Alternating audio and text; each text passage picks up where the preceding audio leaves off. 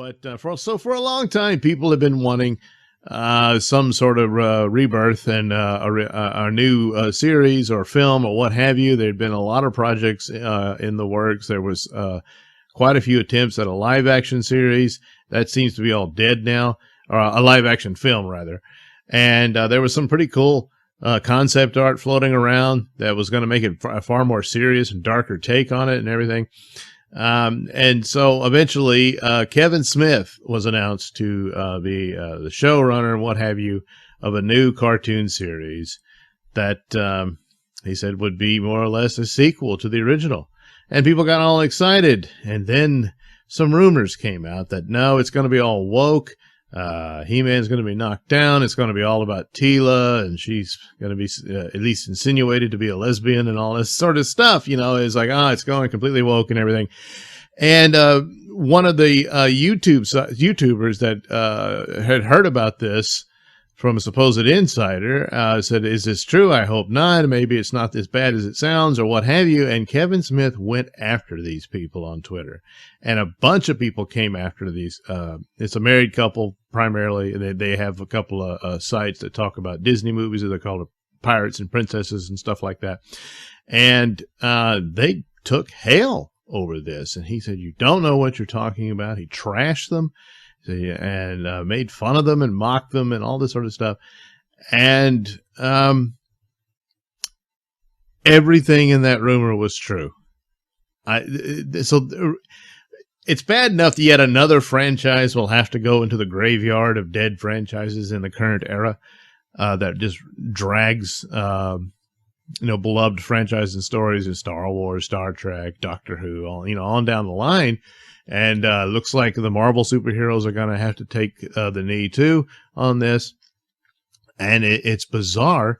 They keep rinse, lather, repeat with these templates of wokeness, which in the case of He-Man apparently sees feminism as basically misandry with misogyny sprinkled throughout it, and that a woman is nothing unless she takes the part of a man and it takes the appearance, and it becomes masculine, basically.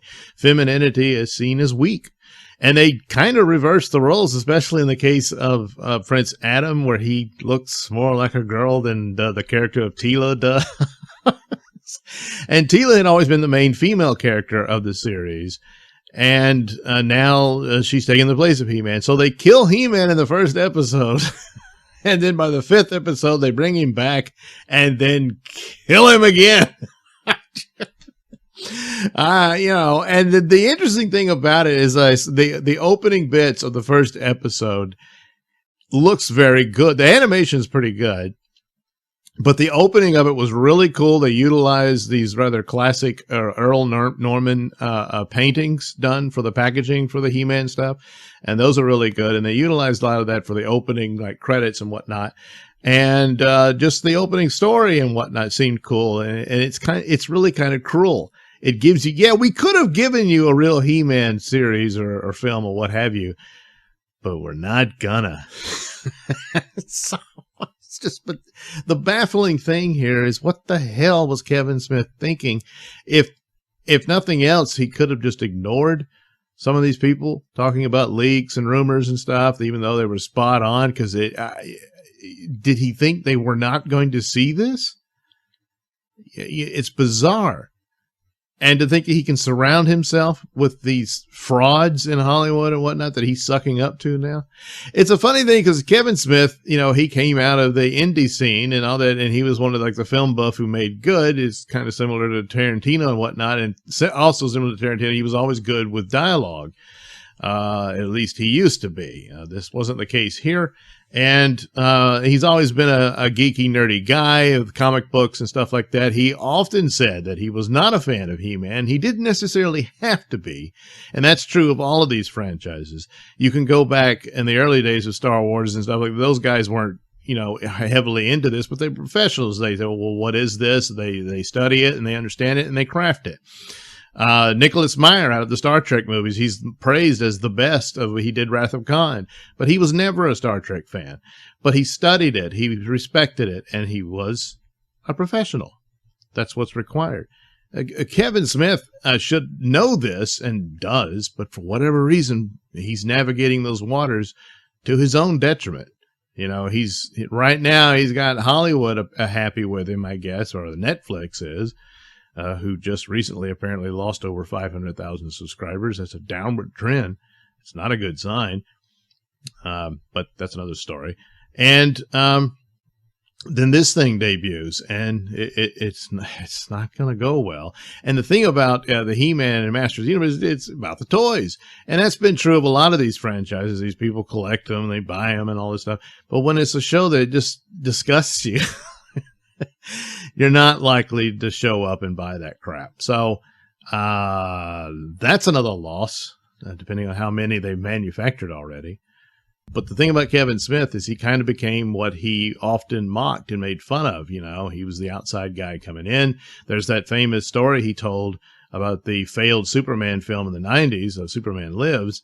And that producer, I'm forgetting his name now, but I think he had been involved in the earlier Batman films and stuff. But he was a full of shit guy who kept pressing he wanted to see a giant spider in the movie. It didn't matter how you got it in there, just get it in there. And eventually he produced the Wild Wild West movie, and of course there was a giant mechanical spider in it and all that. And it was funny, but it was how Kevin was showing how silly and ridiculous things were in Hollywood and how full of shit they are. And now that's him. So, yeah. This is a tough thing, and it's just this one little project that he's doing and all of that, but he would have been best to just ignore all of that and not make total bullshit claims about this series, because repeatedly, not only did he trash those people who were spot on, even more right than they realized, because they were saying, look, this is what we heard, we don't know, we hope it's not true, that sort of thing, and he eviscerated them, and he was lying the whole time. He was lying. And he said, oh, the whole thing's about He-Man. Really, there's nothing about Teela. And it's like, I think in total it's 10 episodes, 5 episodes in, and he's dead twice. I guess they'll resurrect him somehow. But more than likely Teela, because it's all about Teela. And the Teela's not respected either. They make her just a total bitch. I mean, she throws a fit right after He-Man's death, upset that no one ever told her that, you know, He-Man was Adam, so, you know, she was Lois Lane, didn't know that Superman was Clark Kent, and she throws a hissy fit about that, and to the detriment of everybody, just walks off, so it's my party and I'll cry if I want to type thing. There's nothing good here. It's just the work was the animation and all that. But he lied. He just lied. And this was the crowd that looked up to this guy. It's a little different when it's someone like Rian Johnson or something like that. You don't like him and all that, but Kevin Smith knew better. One of these things I approached to is like the difference between Alex Kurtzman over Star Trek and Chris Chibnall on Doctor Who. Well, Alex Kurtzman never cared about Star Trek. So Chibnall's worse than Alex Kurtzman. They both did shitty jobs running those shows and ran them in the ground and all that. But Chibnall knew better.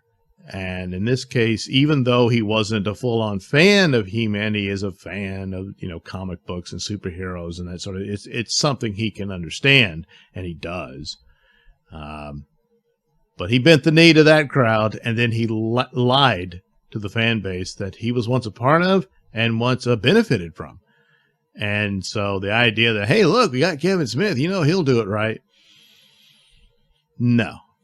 So when does the current era end? It may already have, but it's just it takes so long to get these projects out that the woke trend had already faded before that. So it's a lot of, you got about a year or so of more crap. I mean, I hope so. I mean, it's the odd thing of the Superman and Lois show, which sticks out like a sore thumb in the sea of all this sewage.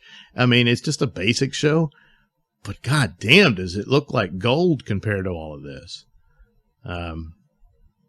But how did it happen at all? And it's on the CW of all places. I don't know, but it did. And hopefully that's a sign of things will change. And it's just, this crap, and it's this odd thing of, it says, well, we're teaching them things they need to know, and everybody's a child before them while they sit on Mount Olympus and look down upon us, and that kind of attitude. Yet at the same time, their very philosophy is so stupid, as in this case, it's supposed to be to the benefit of women, but it mocks them, and they don't even see it. So I don't know, but this was it's just a bizarre thing, and in that aspect, I guess it's kind of fascinating, but it's getting tired. And so now you can count Kevin Smith amongst those who is just a fraud now.